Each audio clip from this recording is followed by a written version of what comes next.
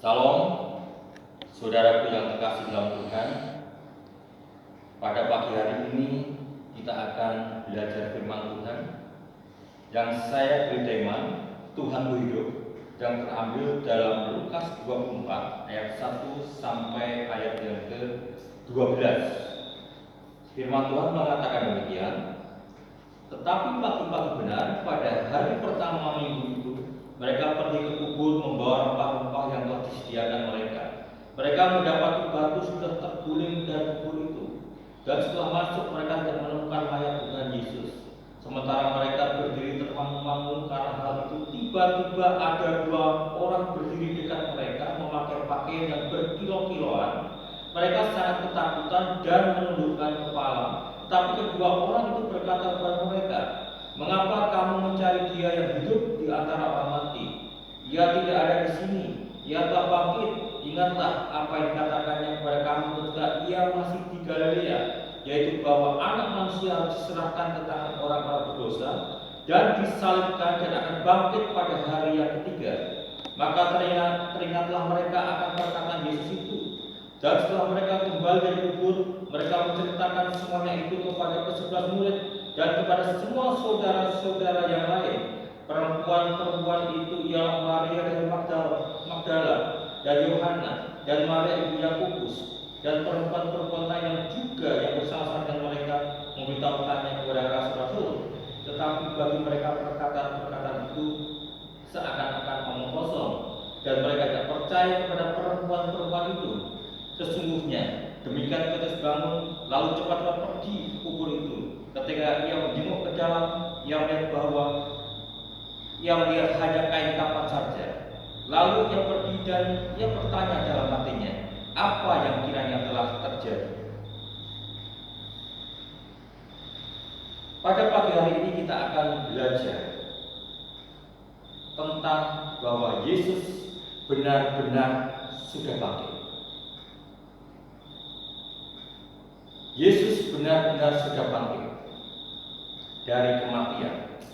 Kita melihat sejarah sebelumnya atau kejadian sebelumnya bahwa dalam keadaan yang luka parah dia digantung di kayu salib dengan tangannya dipaku dan kakinya dipaku, dan dia harus berada di kayu salib selama kurang lebih 6 sampai 7 jam.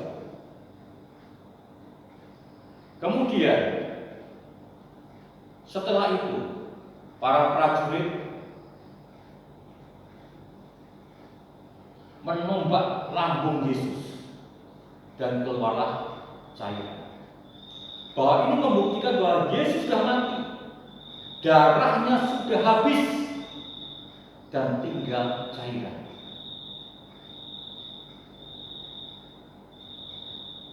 Lalu Yesus dibawa ke dalam kubur selama 3 hari. Kemudian dia bangkit. Sekarang kita perhatikan bukti-bukti dari kebangkitan Yesus. Bukti yang pertama adalah kubur Yesus kosong. Ya, kubur Yesus kosong. Dalam ayat yang pertama dan kedua dikatakan, tetapi pagi-pagi benar pada hari pertama minggu itu mereka pergi kubur membawa rempah-rempah yang telah disediakan mereka. Mereka mendapati batu sudah terguling dari kubur itu. Kubur Yesus kosong. Dan itu disaksikan oleh beberapa orang. Yang pertama adalah perempuan-perempuan yang mau merempah-rempahi Yesus di pagi itu. Di antaranya Maria Magdalena, Maria ibu Yakobus, Yohana, dan perempuan-perempuan lain yang menyertai dia. Dia mendapati bahwa kubur Yesus sudah kosong. Kemudian kesaksian yang kedua adalah kesaksian Petrus dan para murid di saat perempuan-perempuan itu lari karena melihat kubur Yesus kosong. Dia menceritakan kepada para murid yang lain. Dan setelah dia ketemu dengan para murid, dia ceritakan apa yang terjadi. Tetapi para murid dikatakan tidak percaya. Meskipun demikian, Petrus berlari dan itu pun diikuti oleh yang lain. Dan mereka melihat dan menyaksikan dengan sendiri bahwa kubur Yesus sudah kosong. Ini kesaksian yang kedua. Kemudian kesaksian yang ketiga adalah kesaksian dari prajurit penjaga. Itu ditulis dalam Matius 28 ayat 11. Dia menceritakan pada imam besar tentang kejadian yang dia lihat. Dan imam besar itu menyuap para prajurit itu supaya tidak menceritakan yang sebenarnya bahwa kubur Yesus sudah kosong. Ini bukti-bukti bahwa kubur Yesus benar-benar sudah kosong.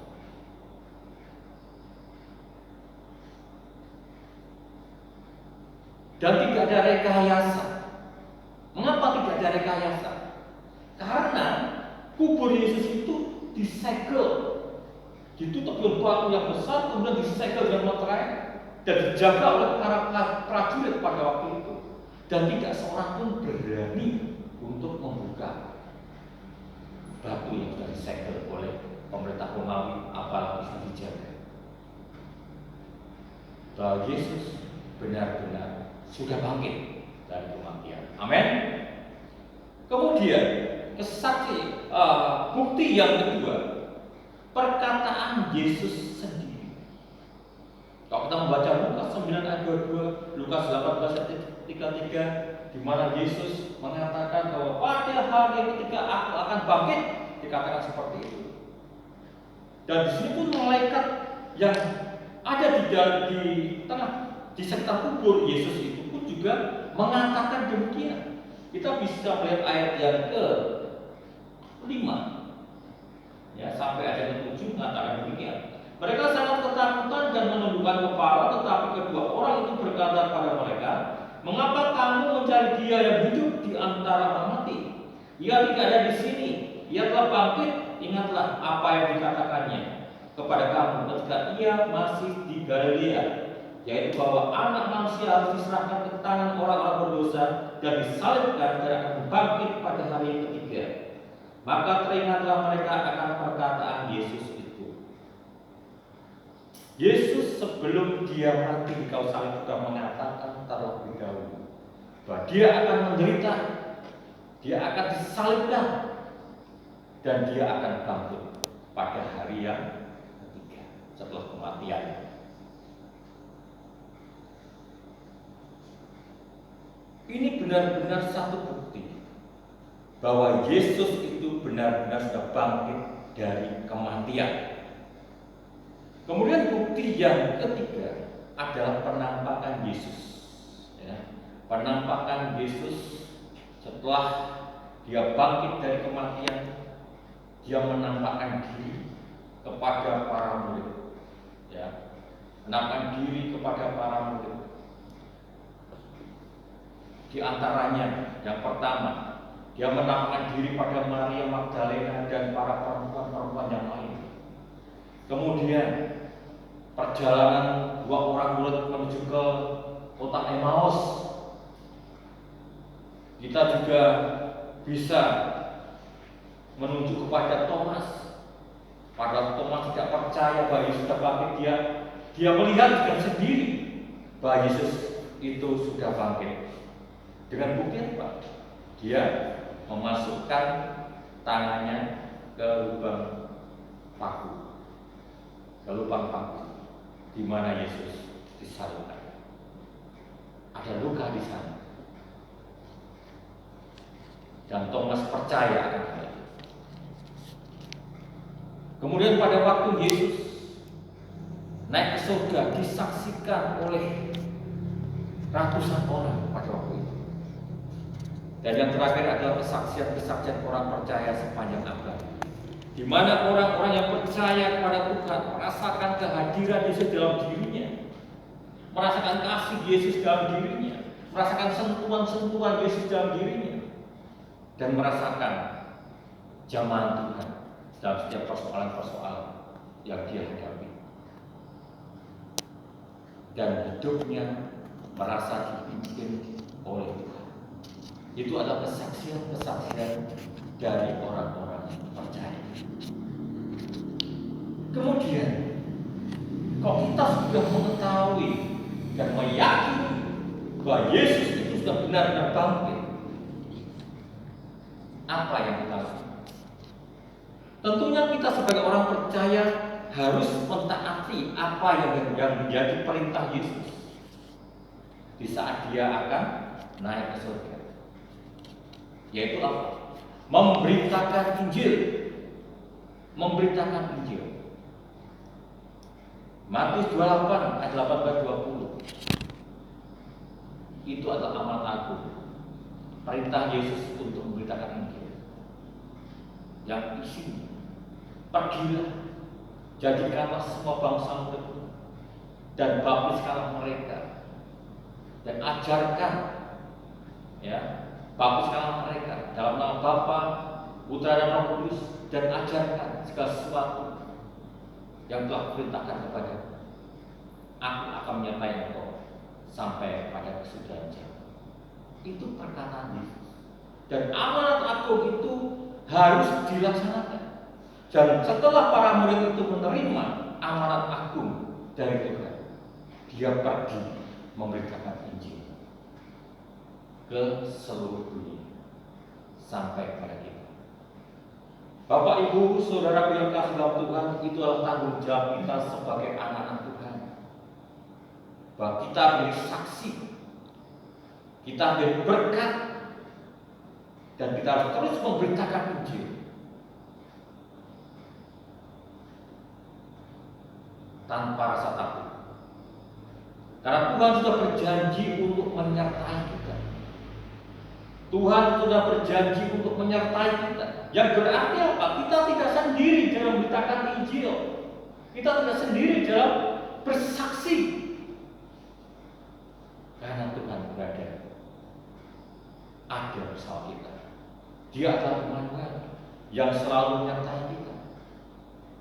Maka jangan takut bersaksi dan beritakan Injil, supaya banyak jiwa-jiwa datang kepada Tuhan, banyak jiwa-jiwa bertobat, dan banyak jiwa-jiwa merasakan kasih Tuhan. Ini yang kita rindukan bersama, dan itu pun kerinduan besar Tuhan kepada kita sebagai anak-anaknya dan umatnya dikasih. Tuhan Yesus memberkati. Mari kita berdoa. Bapak Saudara, terima kasih untuk firman-Mu yang demikian singkat. Tapi kami percaya firman-Mu ini dapat mengingatkan kami akan pengorbanan.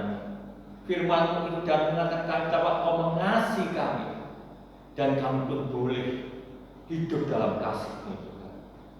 Dan biarlah kami Kau berikan satu keberanian untuk bersaksi dan memberitakan Injil Kerajaan. Karena kami tahu Engkau Tuhan yang hidup, dan Kau Tuhan yang tidak pernah bisa mati. Karena Kau Allah, alam semesta ini. Engkau Allah yang berkuasa atas surga, bumi, dan juga alam maut. Engkau berkuasa atas segalanya, karena Engkau hidup. Dan Engkau selalu menyertai kami, memberikan yang terbaik bagi kami, memberikan anugerah dan menjaga serta melindungi kami. Bapa, terima kasih untuk anugerah. Terima kasih Tuhan untuk kasih-Mu yang luar biasa. Bapa, selalu baik-baik kami, dan rencana-Mu dahsyat atas diri kami, Tuhan, sebagai anak-anak-Mu. Bapa, sebentar kami juga akan menerima perjamuan kudus-Mu. Berkati perjamuan kudus yang akan kami makan dan minum, Tuhan, supaya menjadi berkat bagi tubuh jasmani kami dan kekuatan bagi iman kami. Berkat untuk hamba-Mu yang melayani perjamuan kudus, dan setiap anak-anak-Mu yang akan menikmati perjamuan kudus bersama Engkau, Tuhan. Engkau ampuni setiap dosa-dosa mereka, kesalahan mereka, agar mereka pun dapat layak menerima perjamuan kudus sebagai hamba-Mu sudah Engkau ampuni. Terima kasih Tuhan untuk kasih setia-Mu, untuk anugerah-Mu besar. Di dalam nama Tuhan Yesus kami berdoa. Amin.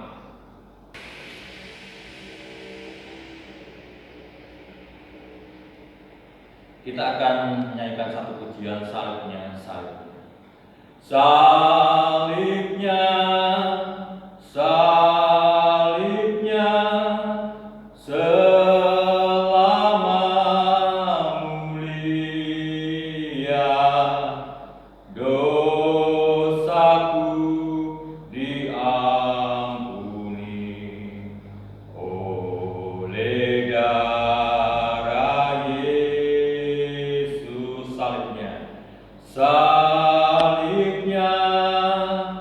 salibnya selama mulia, dosaku telah diampuni oleh darah Yesus.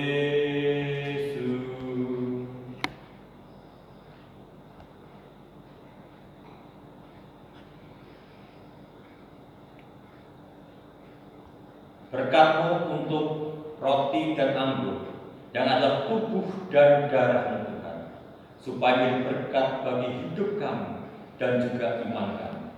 Dalam nama Tuhan Yesus, Engkau juga memberkati setiap anak-anak-Mu Tuhan yang akan menikmati perjamuan kudus ini. Biarlah kekuatan baru ada di dalam diri mereka. Dalam nama Tuhan Yesus, kita angkat tubuh Kristus di atas kepala kita. Tubuh ini sudah dipecah-pecahkan.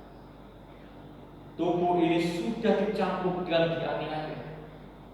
Tubuh ini sudah disalibkan supaya hidupmu diberkati oleh Tuhan.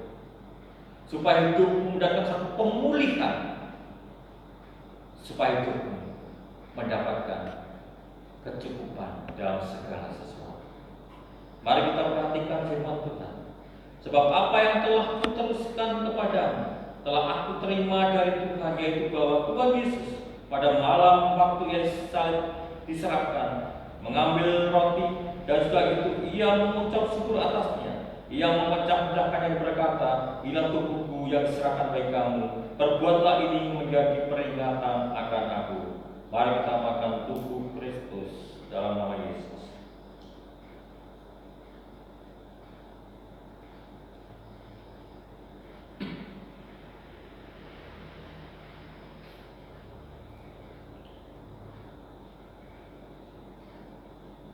Kita angkat darah Yesus di atas kepala kita. Cawan ini telah jadi cawan perjanjian baru yang telah dimeteraikan oleh darah Kristus. Darah yang telah mengampuni setiap dosa-dosamu. Darah yang menyembuhkan setiap penyakitmu. Darah yang membuat engkau semakin menjadi besar di tangannya. Dan biar kasih setia Allah selalu ada di dalam dirimu, dan perlindungan serta berkat Allah ada di dalam dirimu oleh karena darah Yesus. Dengarlah firman Tuhan. Demikian juga Ia mengambil cawan setelah makan, lalu berkata, cawan ini adalah perjanjian baru yang dimeteraikan oleh darahku. Perbuatlah ini setiap kali meminumnya menjadi peringatan akan aku. Mari kita minum darah Yesus.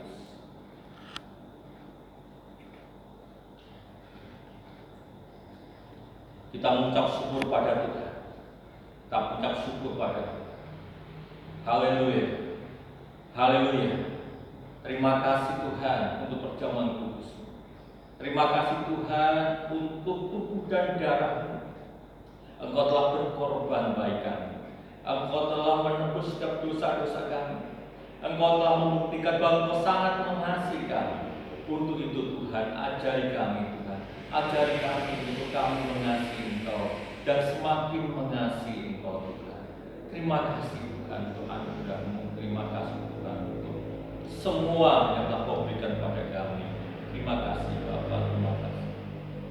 Bapa, terima kasih Tuhan. Hamba-Mu sudah melayani perjamuan kudus-Mu. Biarlah perjamuan kudus ini bekerja di dalam hidup kami. Dan kami semakin mengasihi-Mu, karena kami selalu ingat akan pengorbanan-Mu yang begitu besar di kayu salib. Engkau telah mati bagi kami, dan Engkau telah bangkit bagi kami juga. Dan Engkau juga akan datang ke dalam dunia kedua kali, mengangkat kami karena Engkau mengasihi kami. Terima kasih Bapa. Terima kasih Bapa, kami ucap syukur. Kami ucap syukur di dalam nama Tuhan Yesus. Amin.